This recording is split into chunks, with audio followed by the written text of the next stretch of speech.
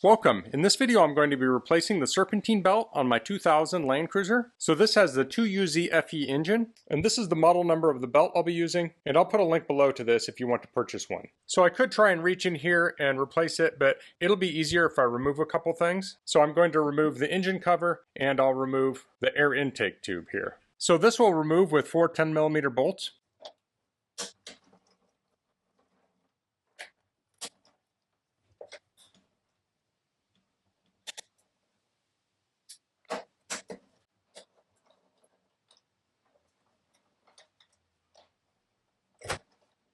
So the two fronts are bolts and the two rears are nuts. Then right in the middle of the screen there, I need to pinch that little connector to release that hose. Now I'm going to remove this hose clamp and this hose clamp.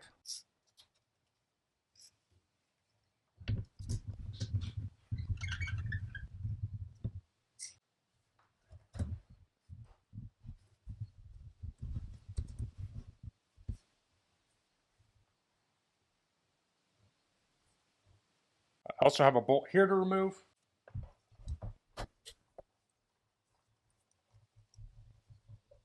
I have a bunch of hoses to remove.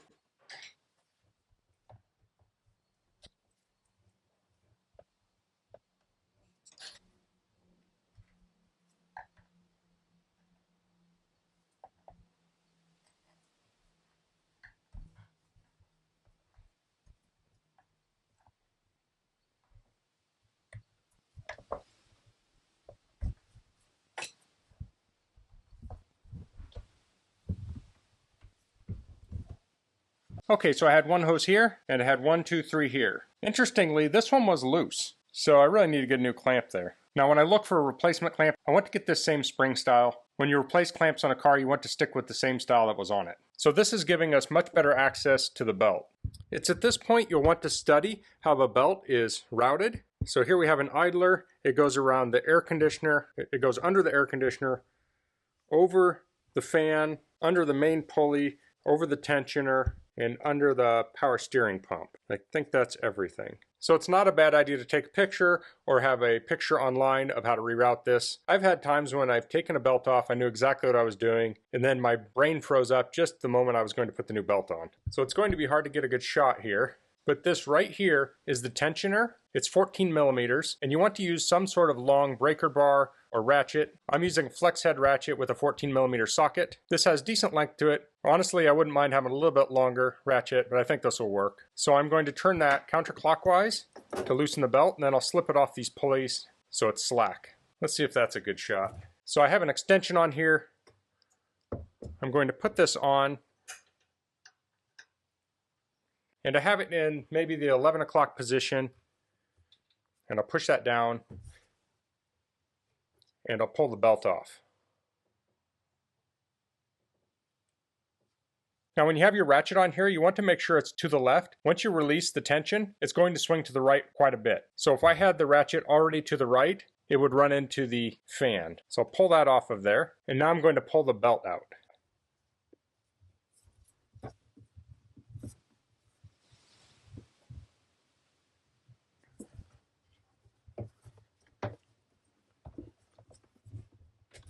Okay, so I've got the belt out, and it doesn't really look cracked or anything. I just don't know how old it is. It feels a little bit of dry rot on the backside maybe. So I'm doing this preventatively. So I'm going to hold it up next to the new belt and make sure it seems to be around the same size. And now I'll put the new belt on in the same way I took the old belt off. I'll probably have to get my hand down in there.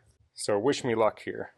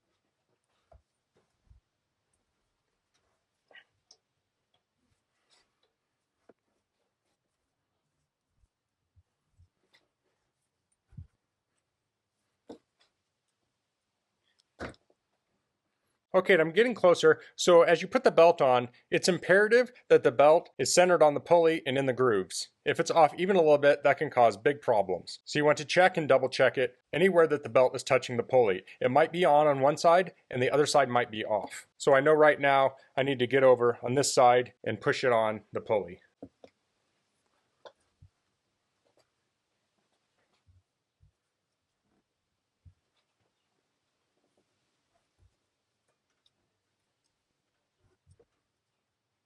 So this camera's in the way, but once you get it on all of them, you want to hold it taut. We're going to put our ratchet on here. We'll put it on the right side and we'll pull it to the left, and then we'll slip the belt over it.